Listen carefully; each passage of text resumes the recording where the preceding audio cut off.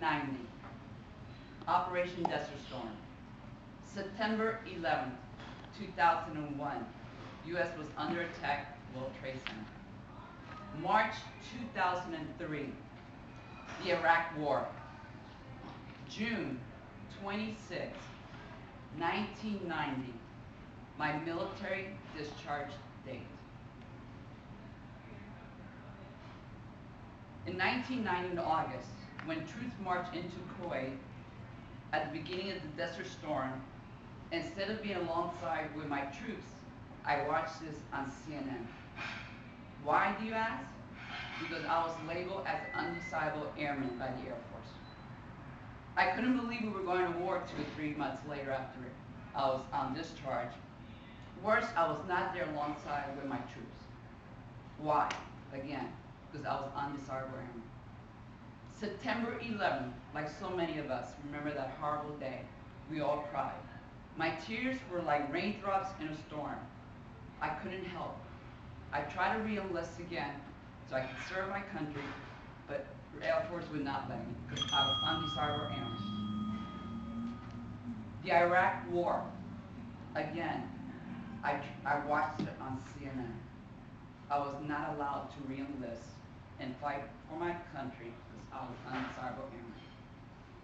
In 1976, I joined the Air Force, not because of duty at that time, because I was a young teenager finding a way to try and get out of New York City.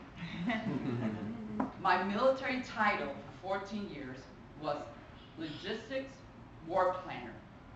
I work as a logistics NCO for the Air Force, planning how to go to war, how to move equipment and personnel from a peacetime location to a hostile location and set up a tent city within a 42 to 72 hour time frame.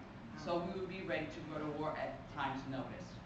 This is what I did for 14 years of my life. This is what I trained for. I was a perfect airman. My uniform was as good looking as can be. My pants would stand up with all the scars that was in my pants. My boots were the shiniest boots you ever want to see. I spent hours making sure they were nice and shiny.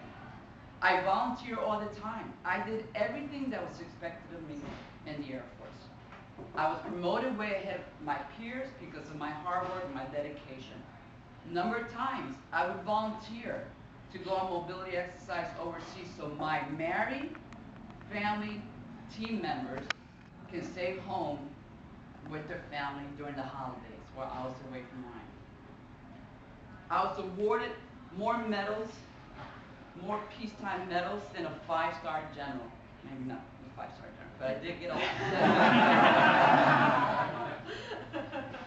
I had top secret clearance. I did everything.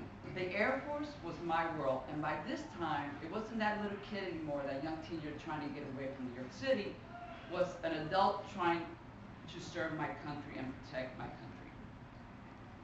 So why do you ask? Why was I an undesirable airman? Because I'm gay. At that time, gays were not allowed to serve in our military. Why? And I quote, "Unacceptable risks to the high standards of morale, good order and discipline, and unit cohesion that are essential for the military." Unacceptable high morale, good order and discipline. Let me tell you, Las Vegas did not come up with the slogan, what happens in Las Vegas stays in Las Vegas. The military did.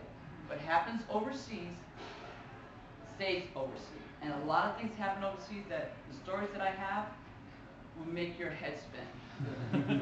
But yet, I was the undesirable airman. Until a few years ago, a person found to be gay might receive an undesirable discharge. The definition of the undesirable discharge is not wanted, not liked, and not approved of. Could you imagine going through your life with that type of discharge and explaining to your employer every time?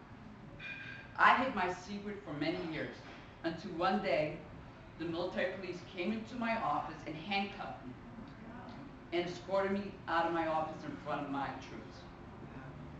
A letter was delivered to the wrong Carmen Rodriquez, and that's the bad thing about Carmen Rodriquez, who came from my partner, who later on became the mother of my kids, and we had a 20-year relationship. The letter again was delivered to the wrong person. I was given a choice by, at that time, my good friend who was a judge advocate lawyer.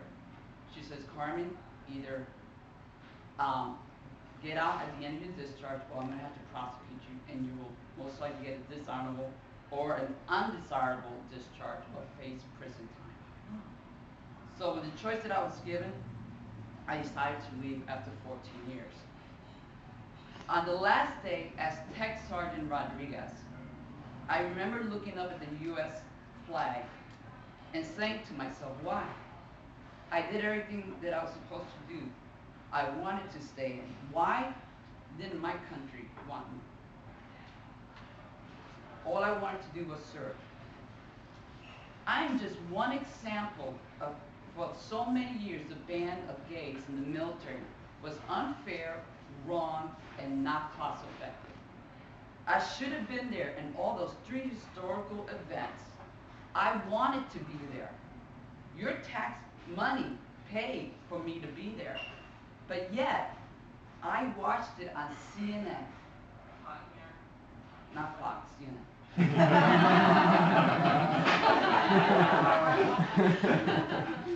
The wheels of justice turned slowly. Finally, in 2011, gays would no longer fear the discharge from the military. This was time of happiness for me, and not sadness. Honestly, I never thought that would happen in my time. Never did. So I'm glad to see that society has changed the way we think. Now, the sad thing about it is the age limit. I'm not able to re-enlist because I'm too old. So if I was able to re-enlist, you would be calling me First Sergeant Rodriquez. Thank you.